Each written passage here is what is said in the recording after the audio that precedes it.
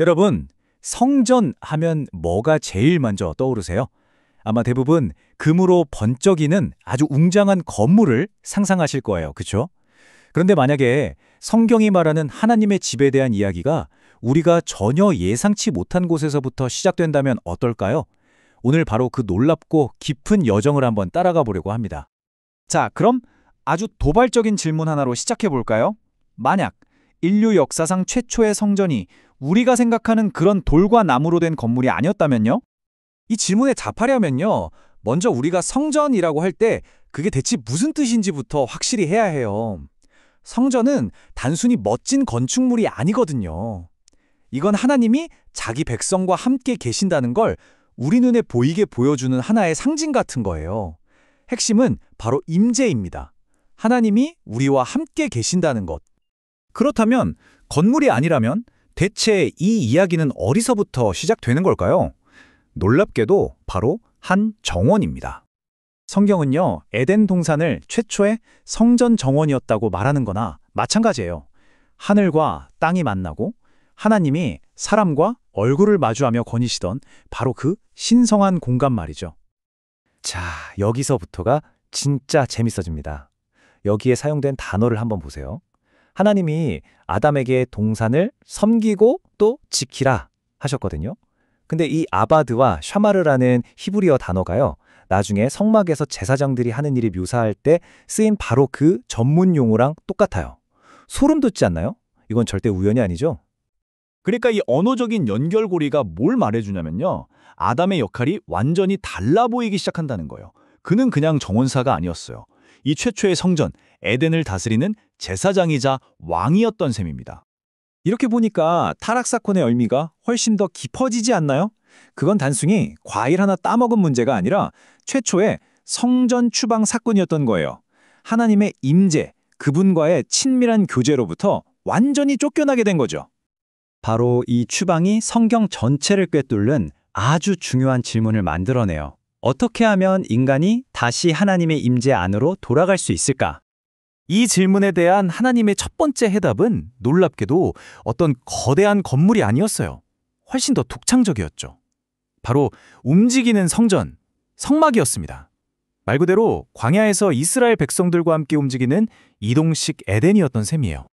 그런데 여기에는 아주 분명한 한계가 있었어요.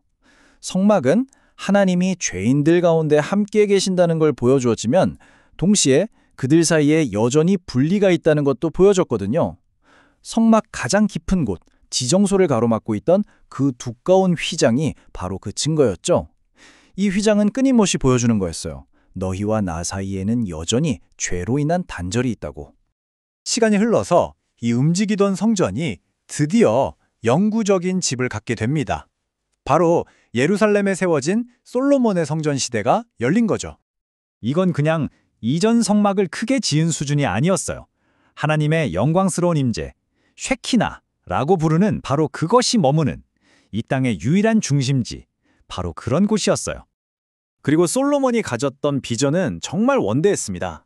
그가 직접 바친 봉헌 기도를 보면 이곳이 단순히 이스라엘만을 위한 곳이 아니라 모든 민족이 와서 기도하는 집이 되기를 바랐다는 걸 알 수 있거든요.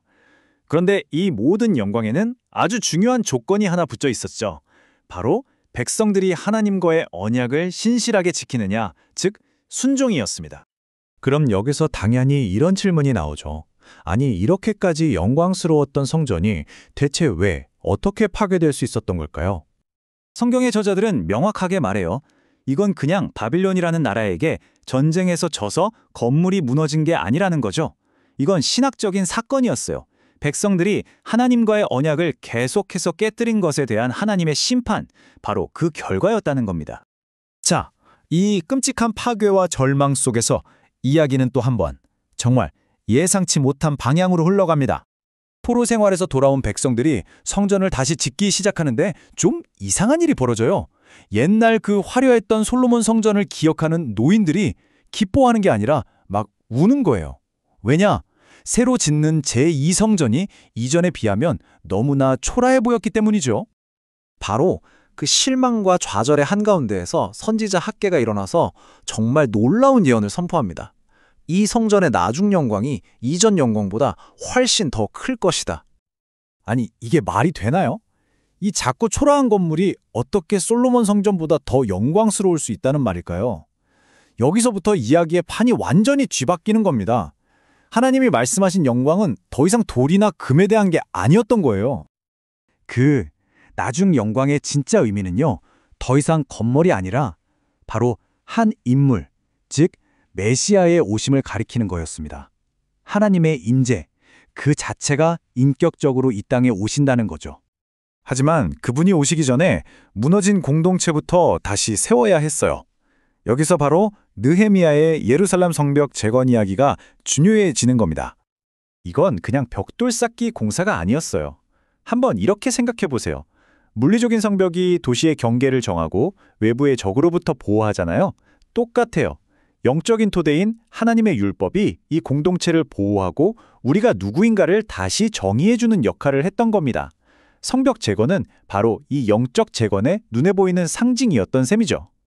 자, 그럼 우리가 걸어온 길을 한번 돌아볼까요? 하나의 흐름이 쫙 보이지 않으세요? 에덴이라는 성전 정원에서 시작해서 움직이는 에덴인 성막으로, 그리고 솔로몬의 영광스러운 집을 거쳐 마침내 진짜 영광이 오기를 기다리는 제2성전까지.